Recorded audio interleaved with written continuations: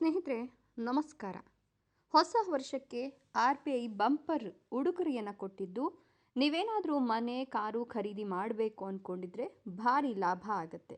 ಅರೆ ಏನಿದು ಸಿಹಿ ಸುದ್ದಿ ಅಂದ್ರೆ ಹೇಳ್ತಾ ಹೋಗ್ತೀನಿ. ಅದಕ್ಕಿಂತ ಮೊದಲು ನೀವು ನಮ್ಮ ಚಾನಲನ್ನು ಸಬ್ಸ್ಕ್ರೈಬ್ ಮಾಡ್ಕೊಂಡಿಲ್ಲ ಅಂದರೆ ನಮ್ಮ ಚಾನಲನ್ನು ಸಬ್ಸ್ಕ್ರೈಬ್ ಮಾಡಿಕೊಂಡು ಪಕ್ಕದಲ್ಲಿ ಬರ್ತಕ್ಕಂಥ ಬೆಲ್ ಐಕಾನ್ ಮೇಲೆ ಮರೀದೆ ಕ್ಲಿಕ್ ಮಾಡ್ಕೊಳ್ಳಿ.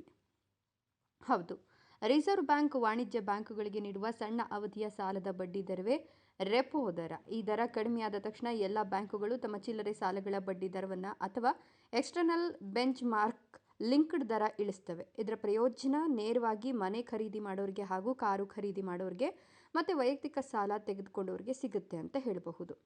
0.25% ಬಡ್ಡಿ ದರ ಕಡಿತವನ್ನು ಜಾರಿಗೆ ತಂದರೆ 50 ಲಕ್ಷ ರೂಪಾಯಿಗಳ ಗೃಹ ಸಾಲಗಾರ ಎಷ್ಟು ಹಣವನ್ನು ಉಳಿಸ್ತಾನೆ ಎಂಬ ಲೆಕ್ಕವನ್ನು ನಾನು ನಿಮಗೆ ಹೇಳ್ತಾ ಹೋಗ್ತೀನಿ ನೋಡಿ. ಈಗ ಮನೆ ಖರೀದಿಸಲು 20 ವರ್ಷಗಳ ಅವಧಿಗೆ 50 ಲಕ್ಷ ರೂಪಾಯಿಗಳ ಗೃಹ ಸಾಲವನ್ನು ತೆಗೆದುಕೊಂಡು ವಾರ್ಷಿಕವಾಗಿ 8.25% ಬಡ್ಡಿ ದರವನ್ನು ಪಾವತಿಸ್ತಾ ಇದ್ರೆ ಈ ಸಾಲದ EMI ತಿಂಗಳಿಗೆ 42,603 ರೂಪಾಯಿ ಆಗುತ್ತೆ.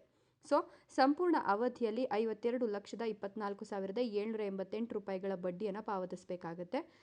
ಸೊ ಫೈನಲಿ ನೀವು 1,02,24,788 ರೂಪಾಯಿಗಳ ಹೊಣೆಗಾರಿಕೆ ಉಂಟಾಗುತ್ತೆ. ಇದರ ಅರ್ಥ ನೀವು ಸಾಲದ ಮೊತ್ತಕ್ಕಿಂತ ಹೆಚ್ಚಿನ ಬಡ್ಡಿಯನ್ನು ಪಾವತಿಸಬೇಕಾಗತ್ತೆ.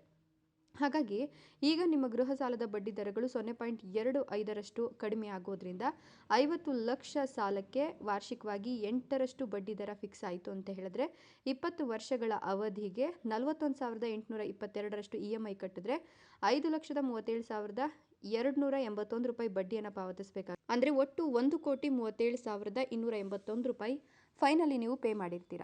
ಸೊ 37,000 ರೂಪಾಯಿ ಬಡ್ಡಿ ಮಾತ್ರ ನೀವು ಸಾಲದ ಮೊತ್ತಕ್ಕೆ ಪಾವತಿ ಮಾಡಬೇಕಾಗತ್ತೆ. ಹೀಗಾಗಿ ಈ ಒಂದು ನೀತಿಯನ್ನು ಜಾರಿಗೆ ತಂತು ಅಂದರೆ ಖಂಡಿತವಾಗಿಯೂ ಕೂಡ ನಿಮಗೆ ಗೃಹ ಸಾಲ ಇರಬಹುದು, ವೈಯಕ್ತಿಕ ಸಾಲ ಇರಬಹುದು, ಇತರ ಸಾಲಗಳನ್ನು ತೆಗೆದುಕೊಂಡ್ರೂ ಕೂಡ ಆರ್ಥಿಕ ಹೊರೆ ಆಗೋದಿಲ್ಲ. ಇದರ ಬಗ್ಗೆ ನಿಮ್ಮ ಅನಿಸಿಕೆ ಅಭಿಪ್ರಾಯಗಳನ್ನು ಕಮೆಂಟ್ಸ್ ಮಾಡಿ. ವಿಡಿಯೋ ಇಷ್ಟ ಆದರೆ ಲೈಕ್ ಕೊಟ್ಟು ಶೇರ್ ಮಾಡಿ. ತಪ್ಪದೆ ನಮ್ಮ ಚಾನಲನ್ನು ಸಬ್ಸ್ಕ್ರೈಬ್ ಮಾಡ್ಕೊಳ್ಳಿ. Thank you.